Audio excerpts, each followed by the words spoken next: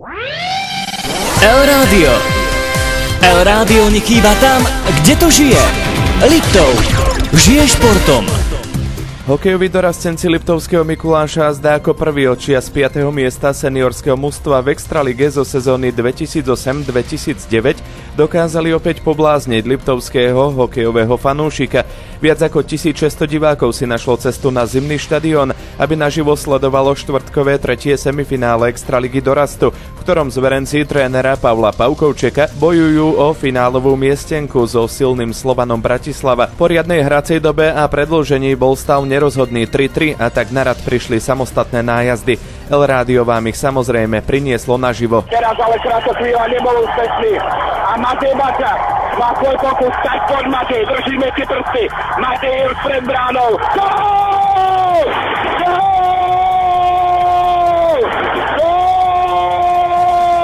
Séria hraná na 3 víťazstvá sa vďaka premenenému nájazdu od Mateja Baču lepšie vyvíja pre Liptákov. Tí ju vedú 2-1 a od postupu do finále ich delí už len jedno víťazstvo. Aký je to pocit, keď ideš na ten možno rozhodujúci samostatný nájazd 1600 divákov na tribúnach a zrazu ten rozhodujúci gól? Patrím medzi najstarších hráčov v týme, takže odo mňa sa čaká, že by som mal zvládať lepšie tlak ako tí mladší hráči, takže vlastne sústredil som sa na to, aby som dal gól a ukončil tú drámu. A aký to bol pocit, keď si zbadal, že to padlo do siete?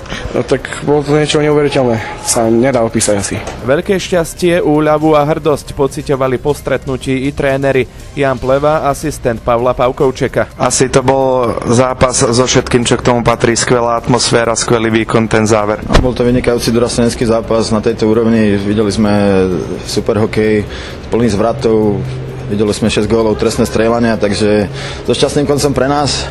Chceme poďakovať chlapcom, že aj keď sme prehrávali v tretej tretine za stavu, keď nám super dal na 3-2, že sa nevzdali a išli stále za svojím cieľom a v tých trestných strieľaniach sa to šťastie priklonilo na našu stranu, ale my sme sa o to šťastie pokúšali celý zápas. Myslím si, že také 2/3 sme boli lepším tímom a mali sme zlý začiatok tretej tretiny, čo nás možno stálo víťazstvo v riadnom hracom čase. Ešte by som chcel poďakovať divákom, ktorí vytvorili skvelú kulisu a vidno, že Mikuláš je hokejové mesto a že ten divák sa zavďačí aj za takýto dorastenecký hokej. Jedným okom sme sledovali aj duel v Trenčíne, tam len 300 divákov na tribúnach. Potvrdzuje sa, že ten Mikuláš je hladný po hokeji kvalitnom. No tak jasné, že ja myslím, že tí chlapci nesklamali, urobili všetko, čo bude v ich silách na tom ľade, predvedli svoje hokejové umenie a budeme sa tešiť na zajtrajší zápas a znova dáme do toho všetko. Hrdinom nájazdov sa nestal len Matej Bača, ale i Peter Pútec alias Pedro, golman Liptákov, ktorý v trestných strieľaniach nepustil za svoj chrbát ani jeden pokus. Tak určite to bola taká menšia výzva, pre toľkými ľuďmi som ešte v živote nechytal. Fanúšikovia sú parádni, je to radosť tu nachytať, pozbudzujú nás, že nás dopredu, je to náš 6. hráč. Proste je to krása tu nachytať. Strašne ste pobláznili teraz v tejto sérii fanúšikov, zrejme zajtra aj cez 2000 príde. Sa necháme prekvapiť, ale tak určite budeme chcieť zajtra vyhrať, dať čo najlepší výkon a nech sa im odďačíme tak, ako sa patrí. Ešte pár slov k tým nájazdom, nepustil si za svoj chrbát ani jeden puk, to asi teší veľmi tiež.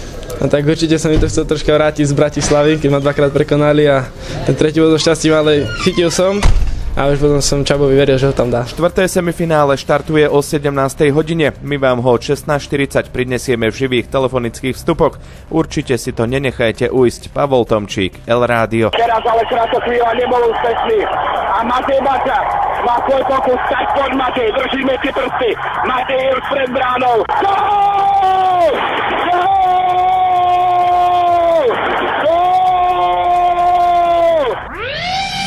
El Rádio. El Rádio nechýba tam, kde to žije. Liptov. Žije športom.